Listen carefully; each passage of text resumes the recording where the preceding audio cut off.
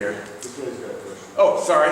Is there a specific age that you think fish to spawn is better than another age to pass on the best? Well, that depends on the species, of course, because I'm sure most of you know, when you talk about pinks, chums, coho, or chinook, they have a basic age structure that varies a little bit. There's a big advantage to being older. Mainly because age is directly correlated with size in salmon, for the most part. Size is directly correlated with fecundity, how many eggs the female has. So the bigger you are, the more eggs the females will have, that's more juveniles, right? So she's got a better chance of passing on her offspring. The other thing, especially with Chinook, it's very important, is, but most species too, the larger you are, the deeper you can dig a nest, and in the larger, and you can dig that nest in larger cobble, larger gravel, which does a couple things. Primarily, it protects it from flooding because it's deeper and it's in larger gravel, and so during flooding, the bed is not, that nest is not as likely to get blown out by shifting gravel. So the strategy really for salmon is better to be a little older. So have fisheries thought about limiting fishing of those larger species? Yeah, that was my next point. Unfortunately, it doesn't work that way in fisheries, right? When you have a winter troll in southeast Alaska and an aggressive British Columbia commercial and sports fishery and an aggressive fishery here, that's what was prompted my comment earlier. We're actually, because of the way we manage these fish, we're actually making it more of an advantage to come back younger and smaller.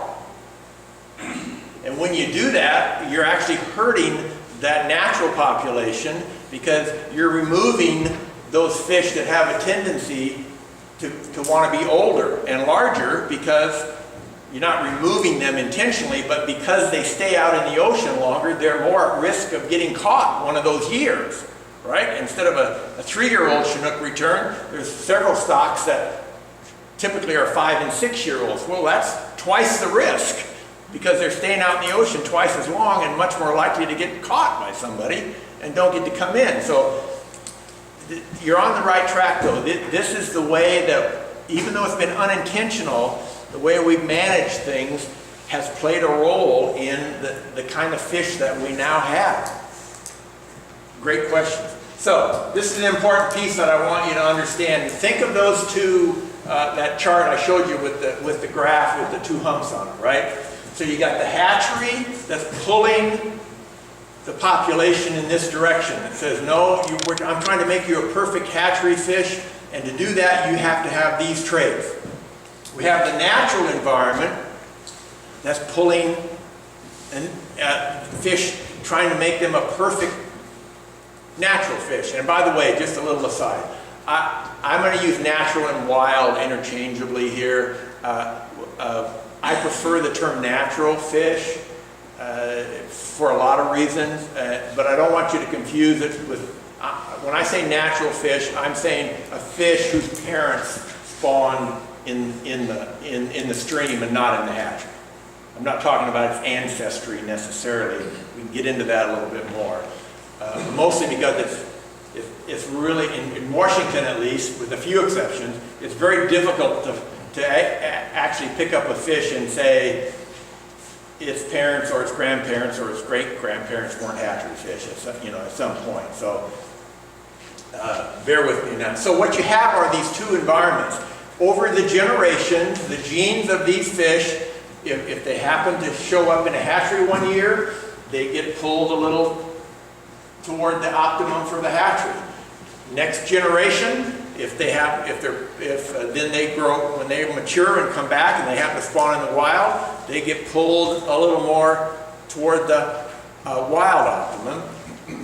And where the population itself ends up, because we've got different age classes, recall, it gets a little complicated to do the math, but but you've got this back and forth. Where the population ends up here is sort of somewhere in the middle, depending on how many generations it's been here and how many generations it's been there. And we have a special name for this spot right here, and it's called the equilibrium point, but it's also called the P&I, proportion of natural influence. And there'll be a short test on this later, so you might want to take some notes. But I got to give you some definition of terms here before we can go forward, before this will make any sense. And you may have seen these, I hope you have. PNOB, that's the percent of natural fish in your hatchery broodstock. That's one way of controlling the gene flow. We're actually going out into the natural environment, taking fish that were natural origin, even if their parents were hatchery fish. They're natural origin fish. We're going to bring those into the hatchery, and we're going to use those for part of our hatchery broodstock. PHOS, or the proportion of hatchery origin fish that are spawning naturally. This is where we have spent most of our time talking about. This is where we have said this is too high in almost every stream in Washington and the Columbia River. Why? Because think about it a minute. These are fish that have been pulled this way, right? And if you're going to put those fish back on the spawning grounds without any concern about the proportion of those, you're going to push that whole population toward the hatchery optimum. But it's not spawning in the hatchery. It's spawning in the natural environment. We reviewed, just another little aside here. What am I doing for time? Do I get on? We reviewed the hatcheries in the Sacramento River, the Fall Chinook primarily. And we got a lot of people come out and say, oh, we don't have a problem with hatchery fish here because we've done studies on the relative reproductive success. And you know what we found? We found out that when we monitored hatchery fish that spawned in the wild versus natural fish that spawned in the wild, they had the same reproductive success. And our response is, that's the problem. It shouldn't be that way. Your natural origin fish should be better at spawning in the wild than your hatchery origin fish. Okay? What's happened is they basically turned them all into real good hatchery fish. We have too, I say we still. In a lot of cases in Washington, that's exactly what's been done. Well, how do you then try to recover the natural population if you're continually allowing so many hatchery fish to spawn naturally that you're keeping them near the hatchery optimum? Yes, sir. In the Wilton Bay, aren't we already beyond that? I mean, it's been a hatchery system for a very, very long time. We're beyond that almost everywhere in Washington. Okay, so you said earlier that after multiple generations, you really can't tell the difference between whether it was a hatchery or a naturalized wild fish anyway. Right. So I've heard people say that you gotta just ramp up the hatcheries and let them go, and then after multiple generations, those salmon will adapt to the environment and become more naturalized and wild. What would you say to that? Well, and if you were to do that for 1 or 2 cycles and then stop doing it, for instance, if you had a lot of vacant habitat and so you put a bunch of hatchery fish on there for a couple cycles so that you got a lot of spawning, a lot of juveniles coming back, and then you stopped doing that, then I agree. Over time, that group of fish would become naturalized. But we haven't stopped doing that. I still say we when I talk about WWW because I was so involved in it.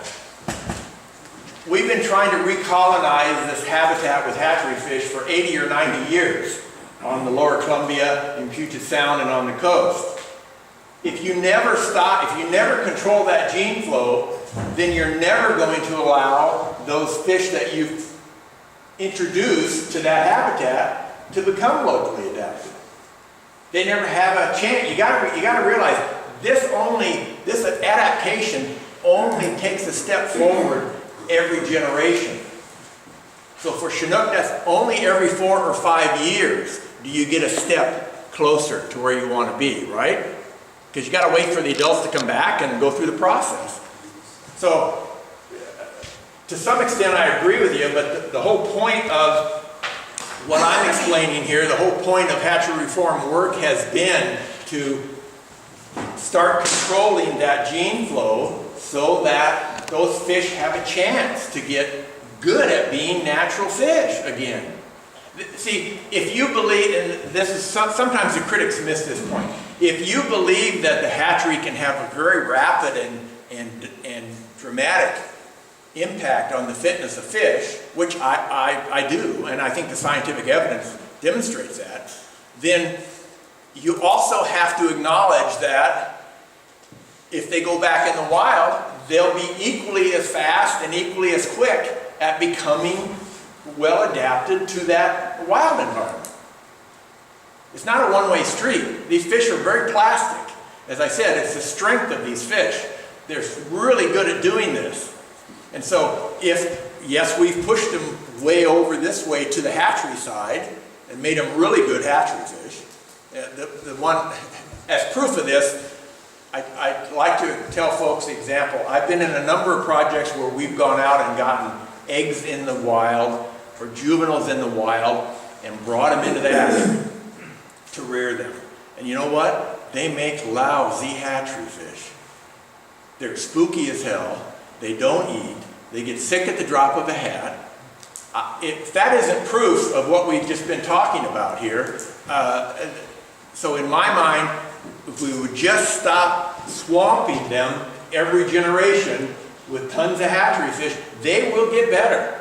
They will locally adapt.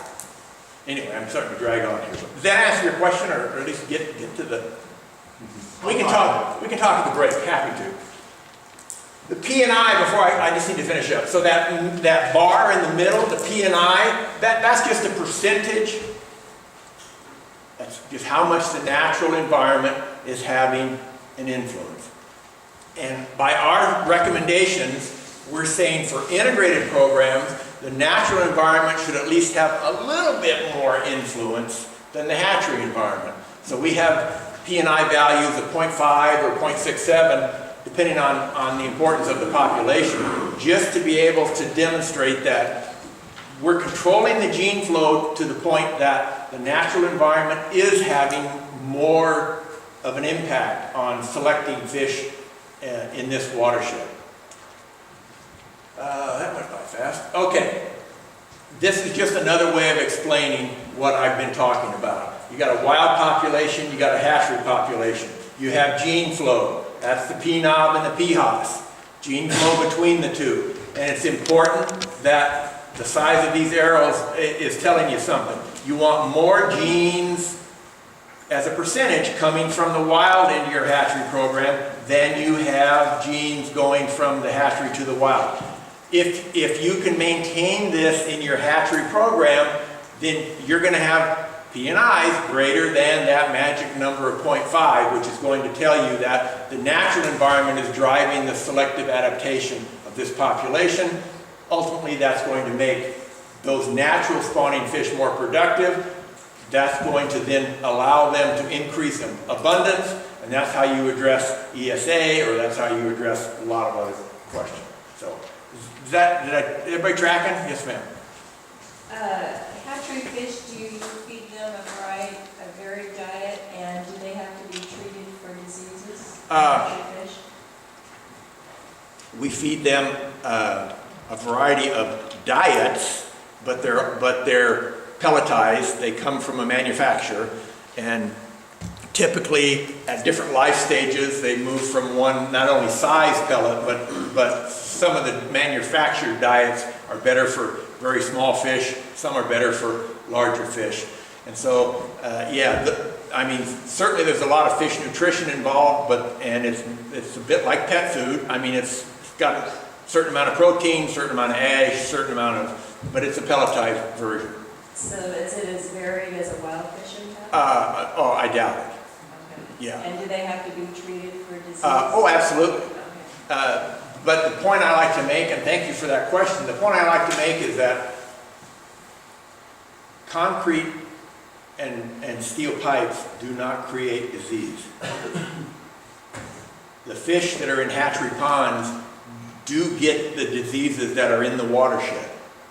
And just like going to a hospital and getting sick, the more you crowd, the more you stress, as soon as somebody gets sick, the faster it can spread. So absolutely, fish in hatcheries do get sick, but they don't get bugs.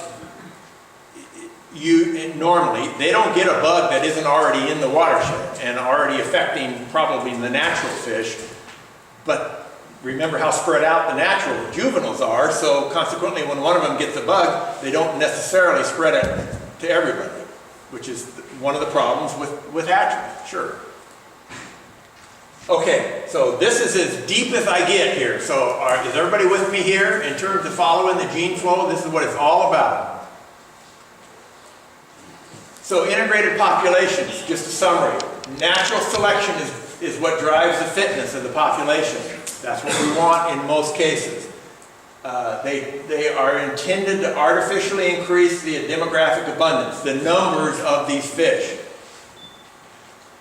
This is a kicker, and it kind of gets to your question. This is the kicker here. Guess what integrated programs require? A self-sustaining natural population, right? Because if you don't have that, where are you going to go and get your natural fish that you're going to incorporate into your brood stock? You don't have them. That's a habitat and a harvest issue, primarily. Most appropriate for hatchery programs with a conservation goal or when the risk of natural spawning hatchery fish needs to be minimized.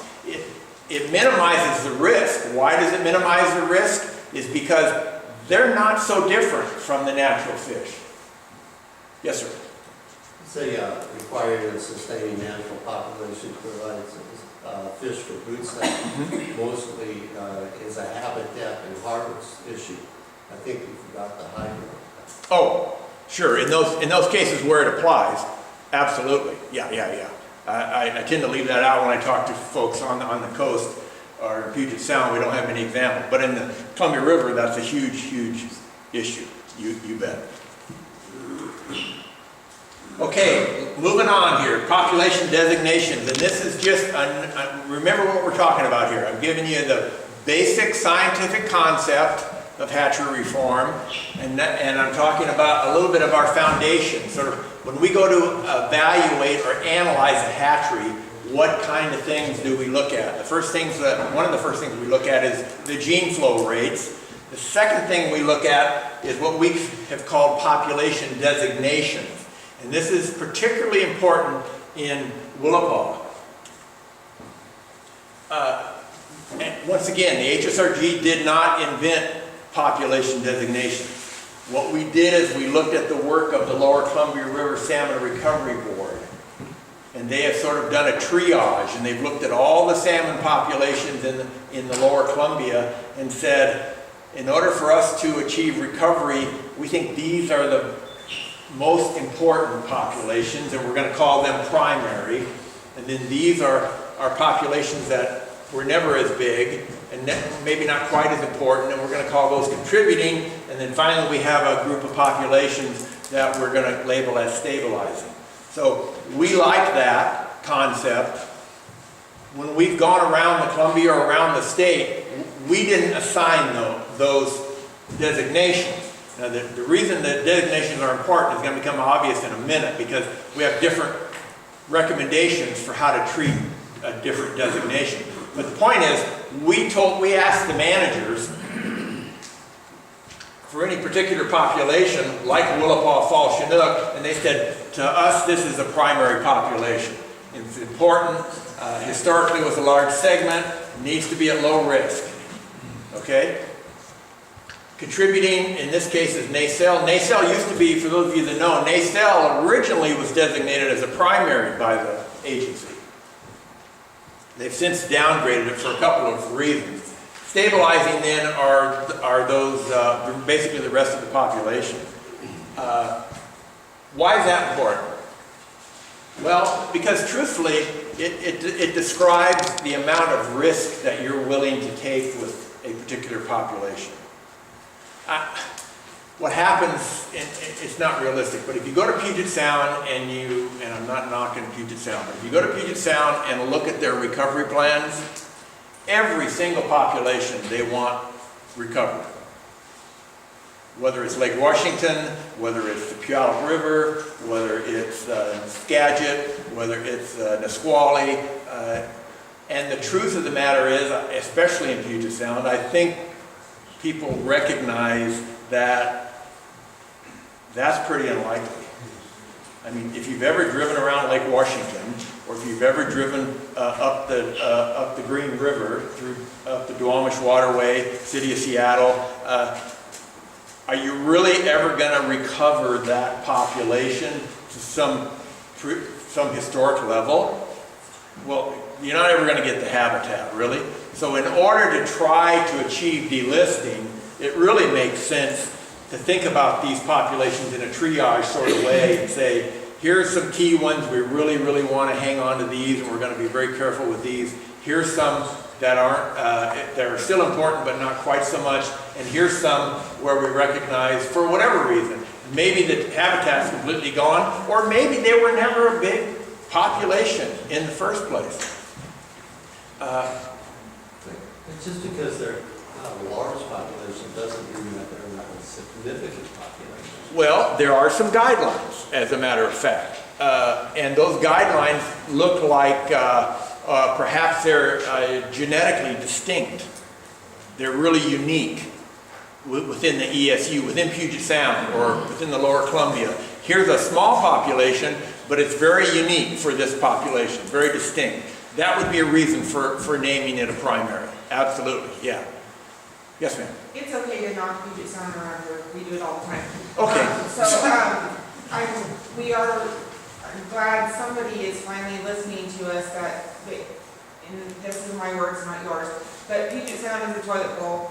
And so let's put more money for restoration into our hatcheries and natural salmon out here on the coast. Well, So I mean, truly, and this is my personal feeling. I don't want you to associate it with the HSRG. So if you're going to quote me, say Andy Appleby said this, don't say the HSRG said this. But if you're really going to try to be successful, I mean, practically and realistically, well, I mean, what the habitat bill, the cost for reclaiming habitat in Puget Sound, somebody did it at some point, hundreds of millions of dollars. Really? I mean, somebody's going to spend that money? Hundreds of millions of dollars? It's unlikely. Yes, sir. I think another way to look at that, though, is why should the rest of us pay the price? Because, you talked about, the origins of the issue, the hatcheries. The origin of the hatcheries was when they dammed Columbia, and the hatcheries were put in to offset the damage. And by salmon are the primary focus, there's a lot of damages caused from the dams. And trying to force the willowpaw to carry fish that are non-native, not native species, because we were worried about native species, we'd be promoting dog salmon, jump. Right. But we're trying to force these other fish to live in there. And our livelihoods down here are getting crushed because of all this debate and back and forth on science and genetics. Because we're trying to force the non-native fish. And now we're trying to call them the natural fish. We're trying to change definition. It's pretty frustrating. So, while Puget Sound, there are areas of Puget Sound that I would consider a toilet bowl, but not all Puget Sound. Not all, right. And I don't know, it just seems like, well, we can't fix that, so let's just put the pressure on the coastal estuary. Well, I tell you, the final piece of my talk, I hope, sort of addresses that as to why the agency is doing it anywhere, frankly. Because you can make the same argument. The one thing Willapa Bay has, I've heard it said, going for it is that, well, nothing's listed here. And actually, when NOAA's technical review team came through, they looked at Willapa, Chinook, and said, there's no native population here. Now, there was historically, so I would argue that these Chinook are not non-native to Willapa, or the coho, or the steelhead, or the chum. But bear with me just a little bit. When I get to the end, I'll cover some of that, and then if it's still not right, we can chat some more. So anyway, bottom line, this is why we designate populations. And again, this is gonna make sense in just a second. Describe different levels of risk, that not all populations were created equal, let you evaluate apples to apples, and a balance is the ESU, the evolutionary significant unit. That's how they list things. Lower Columbia Fall Chinook is an ESU. Puget Sound Fall Chinook is an ESU. Okay. This is why they're important, right? Because we have different recommendations on how you manage the genes load for different population designations. So not every hatchery is required to meet the same standards. And one thing this allows you to do is some hatcheries really crank the fish out for harvest. And some hatcheries, we have to be more careful because this is an important population, so maybe the hatchery program can't be as big and has to be more carefully managed. This is how HSRG has tried to balance this conservation with sustainable fisheries. Okay? Again, primary, we have a real high P&I, 0.67. For segregated programs, less than 5% hatchery fish on the spawning ground. Integrated, they can have up to 30. Contributing, this is, now remember, think of Willapa Fall Chinook here. High P&I, 0.67. That's why the recent drop in Willapa's program is that they could not keep the level of hatchery fish on the spawning ground down low enough. So they're producing too many hatchery fish that weren't being harvested. Okay, Nacelle Fall Chinook is a contributing P&I of only 0.5. Now they still have the same standard for hatchery fish on the spawning ground, but they don't need as many natural fish in their broodstock. NEMA, stabilizing. Current conditions. Put as many as you want out of NEMA. And what's it doing? 3.3 million Fall Chinook now or something. The biological basis for that is, doesn't that make sense? Willapa and Nacelle were the two biggest Fall Chinook producers. And our contention has always been, it's a policy call to name these, but you need to be able to pass the red face test. For instance, if the agency had come out and said, Bone River is our primary Fall Chinook river, and we're going to just produce all the Chinook we want out of the hatcheries, then we would argue, well, you can't pass the red face test. Their bone has never had a Fall Chinook population in it. That's why these are important, and that's why within some leeway, you have to be thinking about some of those characteristics that you brought up. Compliance with environmental, and I'm going to hurry along here because I don't want us to be late for the break. I mentioned this once before. Better adapted, better fit fish put into new habitat, they hit the ground running. You don't have to wait generations for these fish to become adapted to this new habitat that you're putting in. Implications for harvest. Harvest reform is a method to control gene. Key findings. Hatchery reform alone is not enough. Found that harvest reforms are also needed to achieve conservation and harvest benefits. Without harvest reforms, conservation often achieves only the significant reductions in hatchery program. There's only 3 ways, this is the other key point in my talk. There's only 3 ways to control hatchery fish on the spawning grounds. You can harvest them selectively so that you remove them at a much higher rate than you remove natural fish. You can build some kind of physical barrier at the hatchery to remove them, or you cannot produce them. Now, not producing them doesn't help anybody, right? Building some kind of physical barrier at the hatchery is doable, but it's millions of dollars. Yes, sir. Wouldn't a fourth way be to have wild populations that are bigger. And the reason I ask that is, I think of all this stuff in the context of the available habitat we have here, and what I see is, you know, because of a lot of the policies we had for removing wood from streams and stuff, we still have declining habitat quality in this area. So, to me, you know, if you get better habitat open, you know, well, we've been opening habitat through barrier corrections, but it's not always a lot.